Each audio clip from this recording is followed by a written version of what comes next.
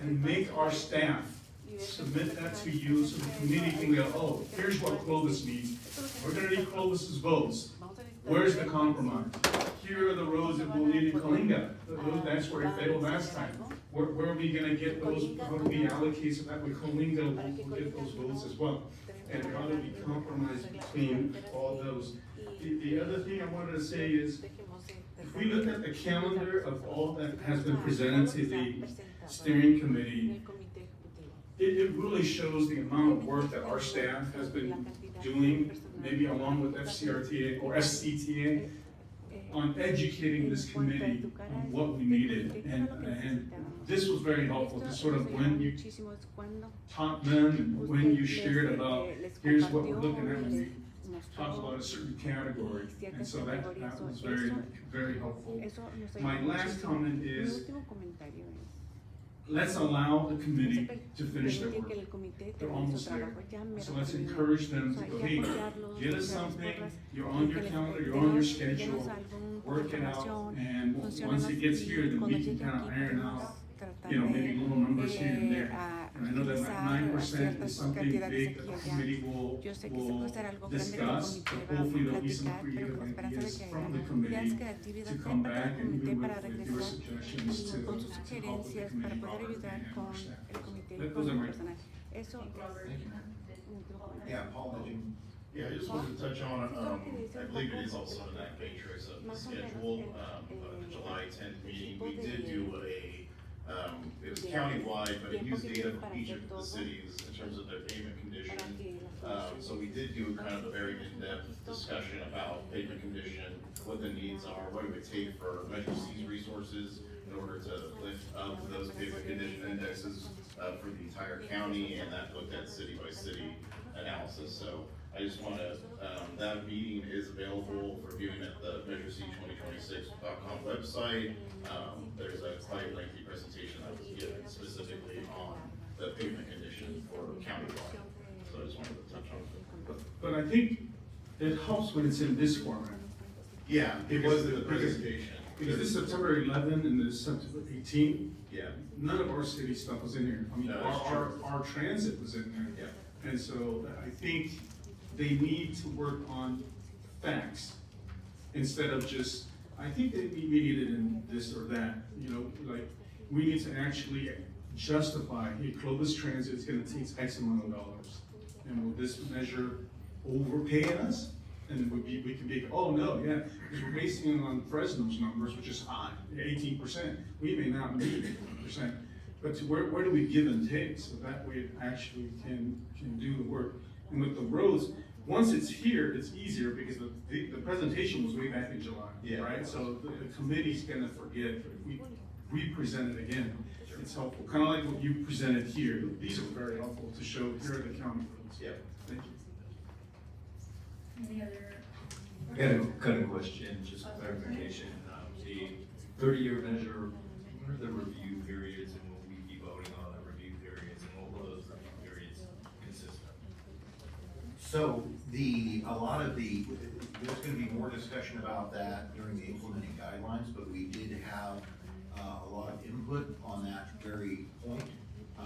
So the steering committee, and we talked about it in the staff report, that the steering committee, before they were willing to vote on a 20 versus 30-year question, they wanted to know what the guardrails, if you will, were going to be around either decision. And so we did wind up kind of dipping our toe into questions like that one. And what we did was to solicit so as to not get completely off track, right? Because the implementing guidelines, as we noted in the first slide, that discussion is yet to come, and that is kind of a question more specific to those issues of governance and implementing guidelines. So what we did was to solicit comments related specifically to questions around guidelines for a 20 versus a 30-year measure. And we did get a lot of comments from the steering committee about they seem to coalesce around 10 years. To answer the question is about 10-year review. What we had before, because the longest point, how do you keep this relevant? over 30 years, there's gonna be a lot of changes. Someone mentioned flying cars, potentially gets bigger, someone else. And, it has to be a living, breathing measure that takes account of those changes. Absolutely. The review period just be, I think it's important to see how those changes will be taken. Right, and so we didn't exactly answer all the questions at this point, because again, that's kind of an implementing guidelines question, we're not there yet. But we did begin to address them, review periods, the amendment process, what kind of amendments, what does it take to have an amendment? What is the outreach process? How much, what is the notification process for an amendment? What should be required for amendment? Is it a dollar threshold? These kinds of questions, popped up, and, we got a lot of input from the steering committee on that, and, basically took a vote to, incorporate all of these comments into the implementing guidelines, and that's how we're gonna be handling that. One last question, first of all, thank you to the steering committee for the work you guys have been doing. I know that's not an easy space to be in when you're trying to allocate priorities, everything's a priority to the people that show up, but what is the timeline, maybe this question for our director, what's the timeline for coming up with kind of a summary of what we discussed and what, say Clovis and Kalinga and everybody that weighed in, are we looking at, what preliminary timelines are we looking at to present? I think we were looking at August of this year, so, at this point. Yeah. I think we will see the final recommendations in the next meeting, the next Fresno Council of Governments meeting. That's where the things are gonna That release, is what we're hoping. release, and then we're gonna. Basically on our flip chart, it shows October, this whole entire process. So that might take another 1 or 2 meetings in the steering committee, and like you said, thanking the steering committee, it's a lot of hard work. Yes, we've had to add steering committee meetings, we haven't been able to keep to kind of the once a month, timeline with the steering committee in order to get all this done, we've had to add meetings. So the steering committee is, ponying up much more than, and towing the line much more than they were, thought they were gonna have to do initially. So thank you, I join you in thanking them for their fortitude. And yeah, we're hoping certainly by November we will have all that, because after the allocations, we go into the implementing guidelines. Thank you guys. Initial date, October was the initial date, October. So I have one last question. At one point in time, we were talking about some kind of flexible category, and I see that we have, other, and then we have, in there, I guess my question is, will there be some flexibility, or do you plan on adding in a flexibility, for this? Because some of the things in here, and I, as well as everyone else, appreciate the steering committee and all the work they've done, and I know that everyone's needs are different. Rural needs are gonna be different than those of larger cities. Those in larger cities will probably need more towards public transportation and things of that nature, whereas some of us rural cities that don't even have, we may have a dial-a-ride, but we don't have a bus system that goes around and picks our people up. And I don't think the amount of allocation that we could get from this would be enough to pay for that, even with the monies that we put into it. So looking at it, like for the other, like climate resilience, future transportation, and community planning, for somewhat of a rural place, this might be an area where we could like some flexibility to do other things other than just the stuff that's in here. I don't know if anyone's been in Kalinga, but we have bike lanes, and when it's 107, people, they just refuse to use them. They won't.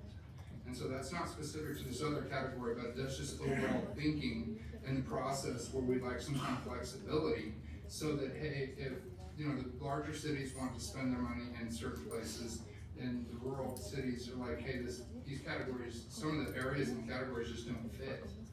How much money could we possibly spend on community planning and GOD compared to what the larger cities would spend on climate resilience and future transportation?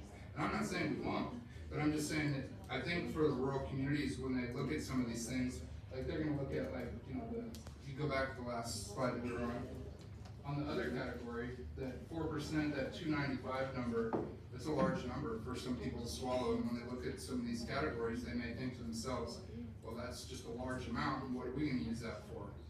So I would just, if there's a way to put some kind of flexibility in there, I think that some of us had wanted some kind of flexibility that could actually, I don't think that would turn anybody off, to have that, so, just an idea. But like I said, I appreciate everything you guys are doing in the steering committee, and I would just say, like, drown out the noise, because there seems to be a media that seems to think there's this big issue, and like everybody here, at least we're working together, even though we may not all agree. And sometimes it seems when you hear the news that it seems like there's just chaos here, and I don't see that. So, I think you guys are doing a great job, and I appreciate everyone in this group and the public coming in and trying to make this something we can offer.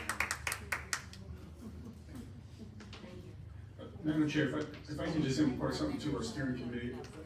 This is the final stretch, and so I hope everybody stays together. I know the last time I was on the executive committee, during the final stretch, we parted ways. And I think that led to a measure that was not unified. And I know that it'll be difficult, sort of, even if it's just the 9% that you're trying to allocate. I think the more unified you are, the more unified we will be, because the recommendation will be coming from you, and that you have done all the work. And I know that we may still even tweak a little bit, but even if it's a little bit, the more unified we are in moving the measure, drafting the measure forward, that the better it is for everyone. And I know you guys have really understood that and have had the hard conversations, while the other conversation has been in the media. You have actually been doing the work. I appreciate the steering committee for that. So please stay united, so that we can present a united measure to us this coming month. I concur. Thank you very much for that. Is there any other comments or Just questions? final thought, I just want to say thank you, everybody. We are very close already.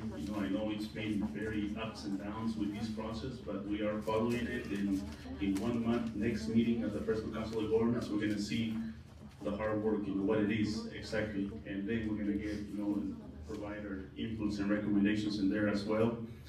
But thank you for supporting the process, everybody. Let's finish